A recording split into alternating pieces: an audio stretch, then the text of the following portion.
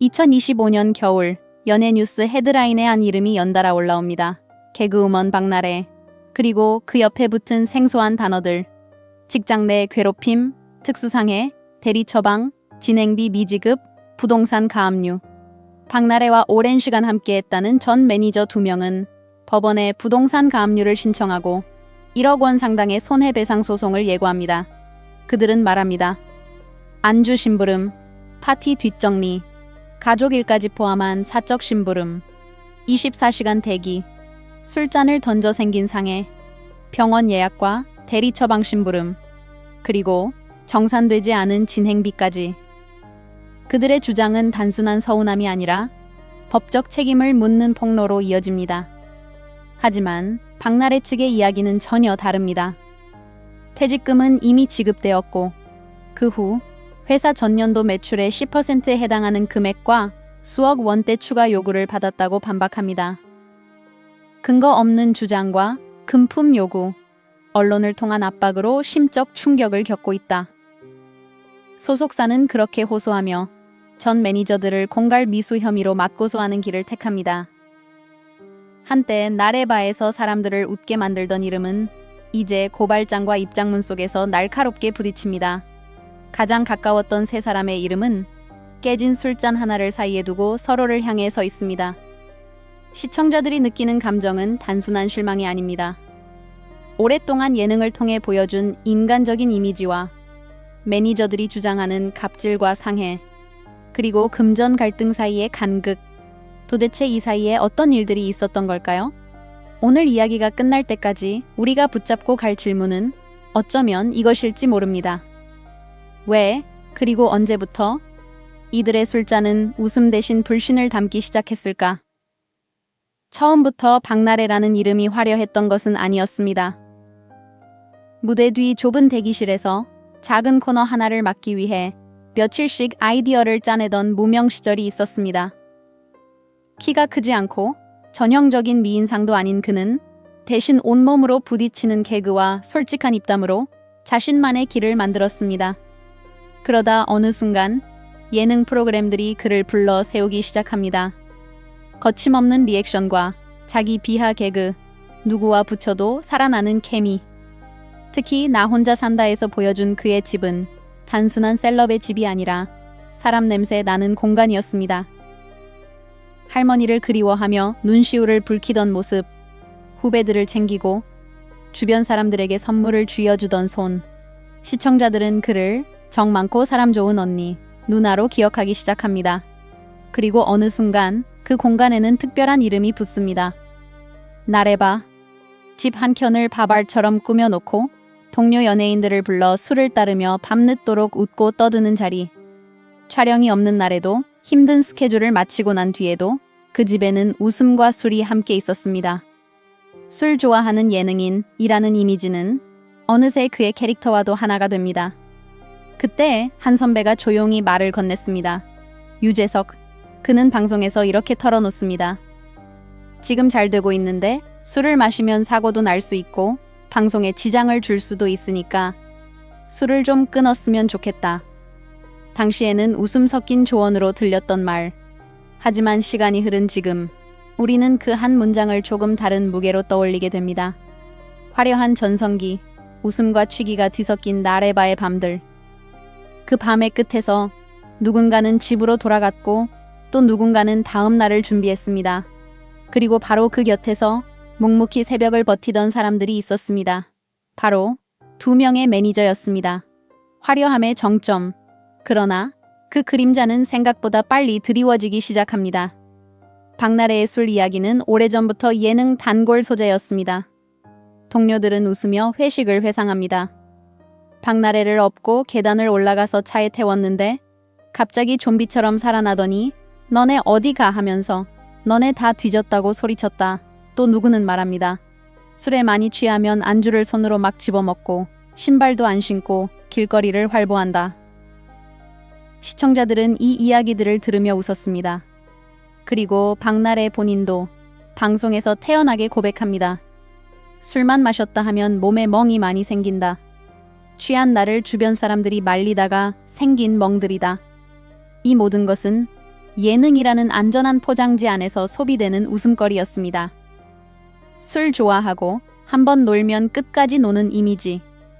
그러나 그 웃음 뒤에는 누군가 치워야 할 바닥과 누군가 정리해야 할 새벽이 존재했습니다. 전 매니저들의 주장을 들어보면 그 새벽의 풍경은 조금 다르게 보입니다. 안주 심부름을 나가 냉동 창고와 편의점을 오가고 손님들이 모두 돌아간 뒤에는 바닥을 닦고 쓰레기 봉투를 내놓는 일. 술자리를 마치면 다음 날 첫 스케줄을 위해 차를 세워놓고 대기해야 했던 밤들. 술을 못 마신다는 이유로 분위기를 망친다며 눈치를 봐야 했다는 기억. 그리고 어느 날 한 매니저는 술잔이 날아왔다고 말합니다. 술을 마시지 않았다는 이유로 핀잔을 듣다가 화가 난 박나래가 던진 술잔에 맞아 상해를 입었다는 주장. 그 순간을 떠올리면 귀에는 아직도 유리 부딪히는 소리가 남아있다고 합니다. 물론 이 모든 것은 아직 법정에서 가려지지 않은 주장입니다. 그리고 그 자리에 있던 당사자의 기억도 감정도 서로 다를 수 있습니다. 하지만 분명한 것은 하나입니다. 우리에게는 예능으로 소비된 술자리 에피소드들이 누군가에게는 직장 생활의 일부였다는 사실입니다. 새벽까지 이어지는 파티가 누군가에게는 추억이었다면 또 다른 누군가에게는 야근이자 초과 노동이었을지도 모릅니다. 어쩌면 이 시점부터 깨진 술잔의 첫 조각이 바닥에 떨어졌는지도 모릅니다. 다만 그 소리는 웃음과 배경음악에 묻혀 아무도 제대로 듣지 못했을 뿐입니다. 두 매니저는 박나래의 커리어에서 빼놓을 수 없는 인물들이었습니다.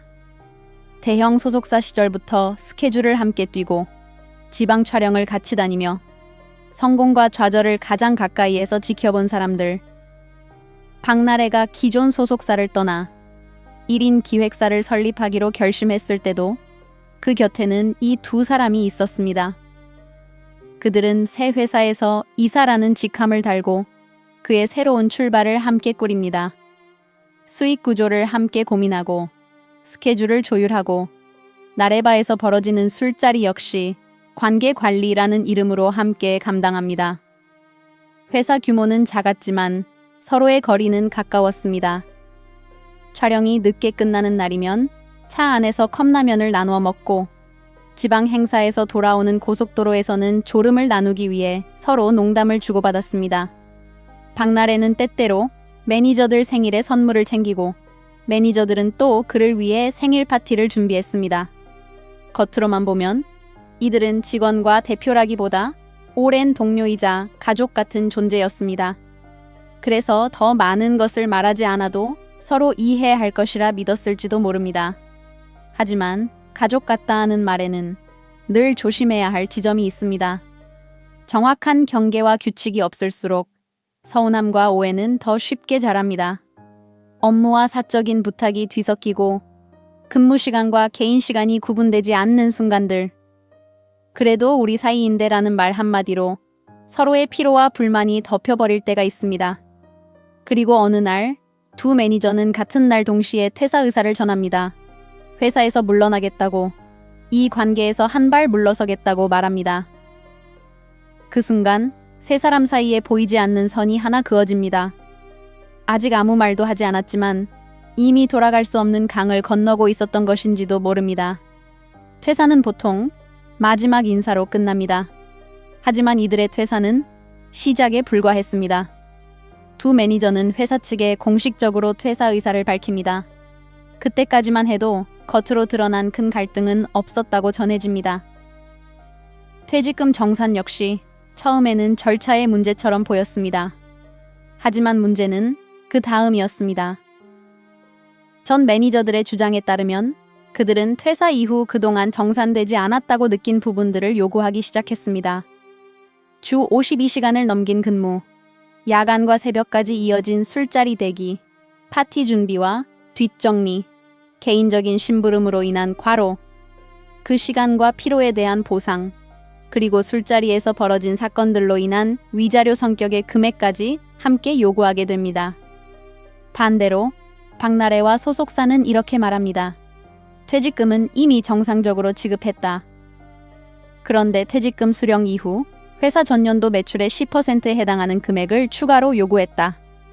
작은 1인 기획사에서 매출 10%는 결코 가벼운 숫자가 아닙니다. 소속사는 요구 금액이 점점 늘어나 수억 원 규모가 되었다고 주장합니다. 여기서 감정은 더 복잡해집니다. 박나래는 두 매니저의 요구와 메시지들 속에서 협박성 뉘앙스를 느꼈다고 합니다.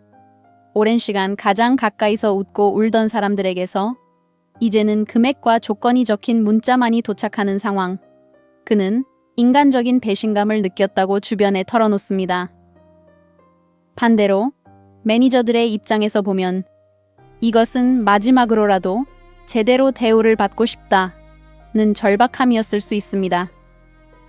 가족처럼 일해왔다고 믿었기에 더 솔직하게 요구할 수 있다고 생각했을지도 모릅니다. 적어도 당신이 직접 이야기해주길 바랐다는 서운함. 하지만 박나래는 직접 나서지 않고 노무사를 통해 연락을 취합니다. 그 사이 말은 점점 거칠어지고 서로의 문장은 점점 짧아집니다. 이건 당연히 받아야 할 돈입니다. 이건 과도한 요구이고 협박입니다. 누군가는 권리라고 믿는 것을 또 다른 누군가는 공갈이라고 느낍니다. 같은 숫자를 두고 전혀 다른 이름을 붙이기 시작한 순간 이 관계는 이미 평범한 화해의 길에서 멀어지고 있었습니다. 깨진 술잔 조각은 이제 하나가 아닙니다. 탁자 위에는 서로를 향한 날카로운 조각들이 흩어져 있습니다. 갈등은 결국 경찰과 법원으로 옮겨갑니다. 전 매니저들은 부동산 가압류를 신청하고 손해배상 청구 소송을 예고합니다. 고발장에는 여러 조항이 적혀 있습니다. 직장 내 괴롭힘, 폭언, 특수상해, 대리 처방, 진행비 미지급, 그리고 회사 돈을 개인 용도로 사용했다는 의혹까지. 언론 보도에 따르면 전 남자친구를 직원으로 허위 등재해 약 4,400만 원의 급여를 지급했다는 주장, 전세 보증금 마련을 위해 회사 계좌에서 3억 원을 송금했다는 주장, 어머니에게도 급여 명목으로 수천만 원이 지급됐다는 주장 등 새로운 의혹들이 연달아 쏟아집니다. 동시에 박나래와 소속사는 강하게 반박합니다. 전 남자친구는 정상적으로 근무한 직원이고 모든 송금은 정당한 절차를 거쳤다고 주장합니다. 더 나아가 오히려 전 매니저들이 법인 자금을 횡령한 정황을 포착했다며 이들을 상대로 법적 조치를 준비하고 있다고 밝힙니다. 전 매니저들 역시 추가 폭로를 이어가며 서로를 향한 법적 공세는 점점 거세집니다. 여기에 또 다른 문제가 겹칩니다. 박나래의 1인 기획사가 대중문화예술기획업 등록을 하지 않은 채 운영됐다는 사실이 드러난 것입니다. 소속사는 해당 업무는 전 직원들이 담당했고 등록 절차가 완료됐다는 허위 보고를 했다고 주장하지만 전 매니저들은 회사 운영의 책임은 대표에게 있다고 반박합니다. 경찰은 특수상해, 의료법 위반, 대중문화산업법 위반 등 혐의에 대해 수사에 착수합니다. 하지만 수사가 진행되기도 전에 이미 여론은 각자의 재판을 시작했습니다.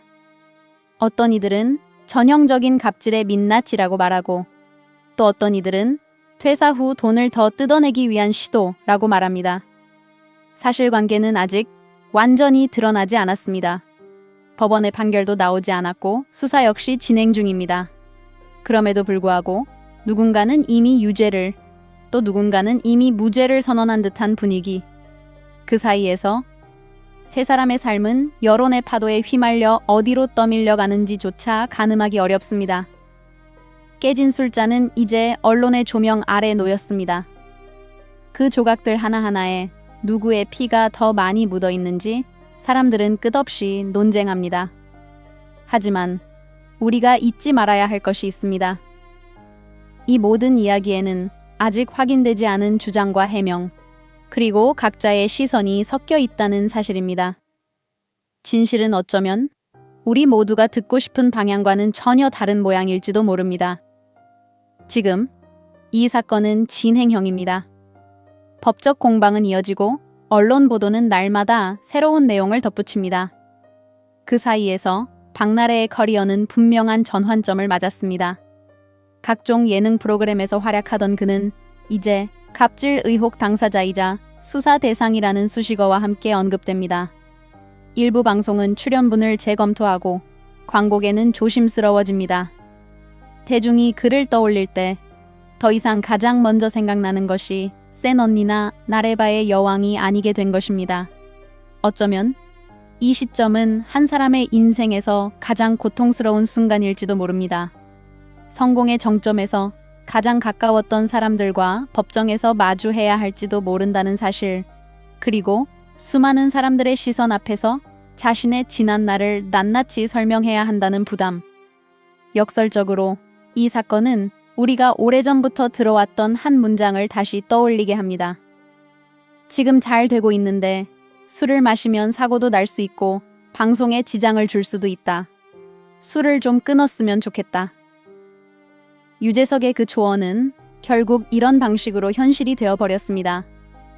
술이 모든 문제의 원인이라고 단정할 수는 없습니다. 이 사건에는 노동 환경, 회사 운영, 금전 관계, 서로 다른 기대와 실망이 복잡하게 얽혀 있습니다. 하지만 분명한 것은 술이 이 모든 것을 더 격하게, 더 감정적으로 만들었다는 점입니다. 술잔이 비워질수록 사람들의 인내심과 경계도 함께 비워져 갔는지도 모릅니다. 지금 이 순간 가장 중요한 질문은 어쩌면 이것일지도 모릅니다. 법정에서 어떤 판결이 나오든 이 세 사람은 각자의 인생을 어떻게 이어갈 것인가? 박나래는 다시 무대 위로 서게 될까요? 만약 그렇다면 그는 지금 이 사건을 어떻게 이야기하게 될까요? 그리고 그 이야기를 들으며 우리는 과거처럼 마음 편히 웃을 수 있을까요? 깨진 술잔은 한 번 붙인다고 해서 원래대로 돌아가지 않습니다. 하지만 조각을 어떻게 정리하고 다시 무엇을 채워 넣을지는 선택의 문제입니다. 이제 남은 것은 그가 그 술잔을 끝내 내려놓을 것인지 아니면 또 다른 밤을 위해 들어 올릴 것인지에 대한 답일지도 모릅니다. 우리는 오늘 한 사람의 인생을 술잔 하나의 이미지로 따라가 보았습니다. 웃음과 눈물이 뒤섞인 나레바의 밤, 그 옆에서 묵묵히 버티던 두 매니저, 그리고 결국 서로를 향해 날아간 깨진 잔의 조각들. 박나래는 누구에게는 여전히 힘든 날을 버티게 해준 예능인일 것입니다. 그의 예능감, 캐릭터, 많은 프로그램에서 남긴 장면들은 쉽게 지워지지 않습니다. 동시에 또 다른 누군가에게는 권력 관계 속에서 마주한 대표님이자 자신의 피로와 상처의 원인으로 기억될 수도 있습니다. 우리는 어느 한쪽만을 선택하듯 이 사람을 규정하기보다는 그 양면성을 그대로 인정해야 할지도 모릅니다. 사람에 대한 정과 책임감, 그리고 때로는 경계를 넘나든 술자리 문화와 권력의 사용. 그 복합적인 요소들이 모여 지금의 스캔들과 충돌을 만든 것입니다. 이야기의 끝에서 내레이터가 할 수 있는 말은 많지 않습니다. 아직 끝나지 않은 사건에 대해 섣불리 판결을 내릴 수도 없습니다. 다만 우리가 각자의 자리에서 돌아볼 수 있는 것들이 있습니다. 가족 같다는 말에 기대어 모호해진 경계는 없는지, 웃음이라는 이름으로 누군가의 노동과 감정을 가볍게 소비하고 있지는 않은지, 그리고 술잔을 들이켜며 놓치고 있는 관계의 균형은 없는지 말입니다. 마지막으로 이 이름을 떠올리게 해준 수많은 웃음과 지금 그 이름을 둘러싼 상처를 동시에 기억하는 것. 어쩌면 그것이 한 시대를 함께 보낸 시청자로서 우리가 할 수 있는 최소한의 예의일지도 모릅니다. 조용히 이 이름의 안녕을 빌어봅니다. 그리고 언젠가 어떤 형태로든 서로의 진실이 조금 더 선명하게 드러나기를. 그래서 더 이상 깨진 술잔의 조각으로 서로를 찌르지 않아도 되기를 바랄 뿐입니다.